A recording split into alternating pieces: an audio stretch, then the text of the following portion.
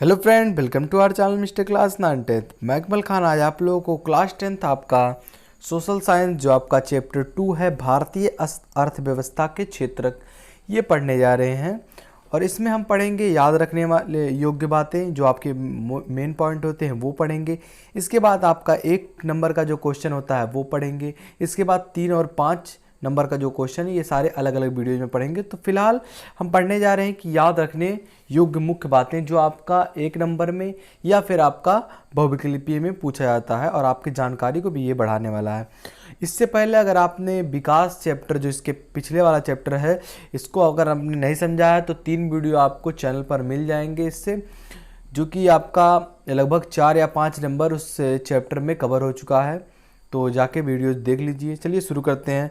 जो आपका जो पहला पॉइंट है ये है आर्थिक गतिविधि, कि आर्थिक गतिविधि क्या है। तो ऐसे क्रियाकलाप जिनको करके जीवन यापन के लिए आय प्राप्ति की जाती है वो आपकी आर्थिक गतिविधि कहलाती है। जैसे कि आर्थिक गतिविधि मतलब समझ लीजिए, एक पॉइंट से, एक शब्द से 2 शब्द समझ लीजिए कि आर्थिक मतलब आय को चलाने के लिए जो गतिविधियां किया जाता है, यानी कि जो कार्य किए जाते हैं, जो क्रियाकलाप किए जाते हैं, या फिर जो रोजगार के लिए कुछ पैसा लाया जाता है। जैसे कि आपका आर्थिक गतिविधि ऐसे क्रियाकलाप जिनको करके जीवन यापन, यानी कि सिंपल से कोई मजदूर है, ये अपने घर को चलाने के लिए कहीं पर नौकरी कर रहा है, तो ये जो क्रियाकलाप होती है ये आर्थिक गतिविधि के अंतर्गत आती है।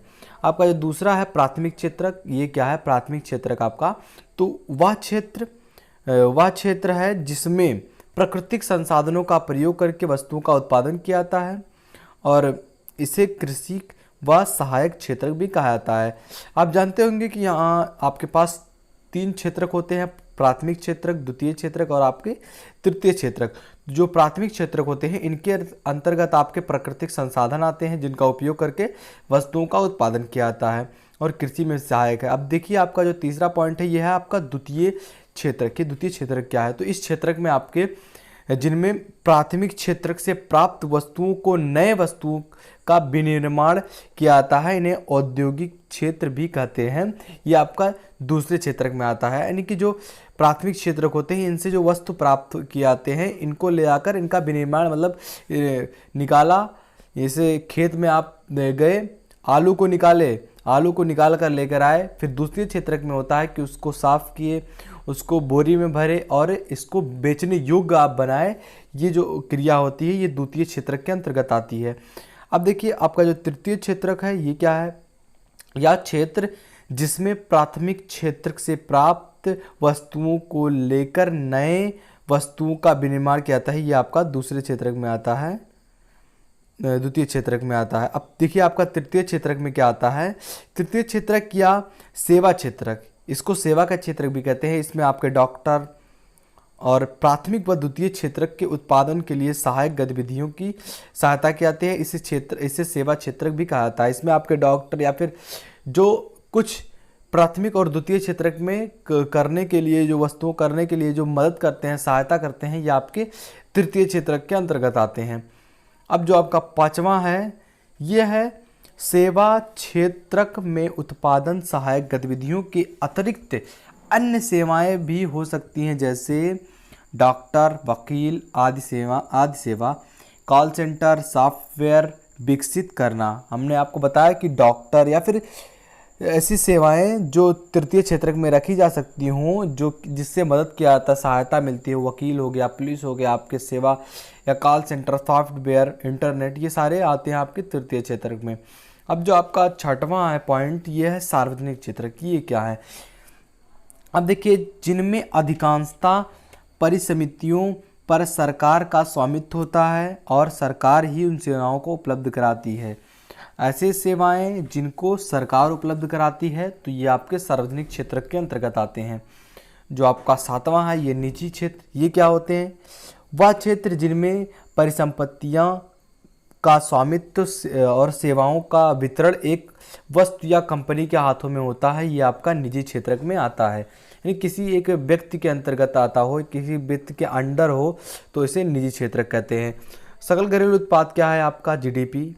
किसी विशेष वर्ष में प्रत्येक क्षेत्रकों द्वारा उत्पादित अंतिम वस्तुओं और सेवाओं का मूल्य उस वर्ष के क्षेत्र का कुल उत्पादन जानकारी प्रदान करता है, यानी कि आपका कुल मिला के कि आपका जीडीपी, यानी कि जो एक एक व्यक्ति द्वारा प्राथमिक, द्वितीय और तृतीय क्षेत्रकों द्वारा कमाया गया जो आय होता है, ये आपका सकल घरेलू उत्पाद में आता है। 9वां जो आपका है पॉइंट, ये है भारत में पिछले 40 वर्षों से सबसे अधिक वृद्धि तृतीय क्षेत्रक में हुई है। पिछले 40 सालों में भारत में सबसे अधिक तृतीय क्षेत्रक में हुई है, जिसमें आपके जो औद्योगिकरण नए नए हो रहे हैं, नए नए चीज़ें बन रही हैं, सॉफ्टवेयर, आपके इंटरनेट, या फिर डॉक्टर, या फिर वकील, या फिर जितने सेवाएं हैं, ये लगभग पिछले 40 सालों से अधिक विकसित हुए हैं प्राथमिक और द्वितीय क्षेत्र की अपेक्षा। अब देखिए आपका 10वां जो है, ये आपका इस तीव्र वृद्धि के कई कारण हैं, जैसे सेवाओं का समुचित प्रबंध, परिवहन, भंडारण की अच्छी सुविधा, व्यापार का आर्थिक विकास, शिक्षा की उपलब्धता आदि। ये आपके तीव्र गति से हुई है, इनके कारण हैं। अब देखिए आपका 11वां जो है, कृषि के क्षेत्र अल्प बेरोजगारी की समस्या अधिक है। आप जानते हैं कृषि के क्षेत्र में अल्प जो बेरोजगारी है, इनकी समस्या अधिक है। अर्थात यदि हम कुछ लोगों को कृषि क्षेत्र से हटा भी देते हैं तो उत्पादन में विशेष प्रकार का प्रभाव नहीं पड़ेगा।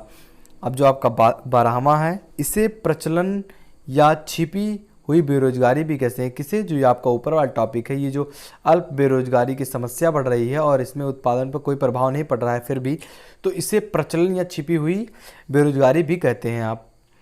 अब देखिए आपका जो 13वां पॉइंट है, ये है शिक्षित बेरोजगार। जब शिक्षित परिशिक्षित व्यक्तियों को उनकी योग्यता के अनुसार काम नहीं मिलता है तो ये आपके शिक्षित बेरोजगार कहलाते हैं। आपका बेरोजगार पूछ लिया जाए तो ऐसे व्यक्ति जिन्हें काम करना आता हो फिर भी उन्हें काम ना मिले, तो ऐसे व्यक्तियों को बेरोजगार कहा जाता है। अब देखिए 14वां जो आपका है कि कुशल श्रमिक, ये क्या होते हैं? अब देखिए जिनके किसी कार्य के लिए उचित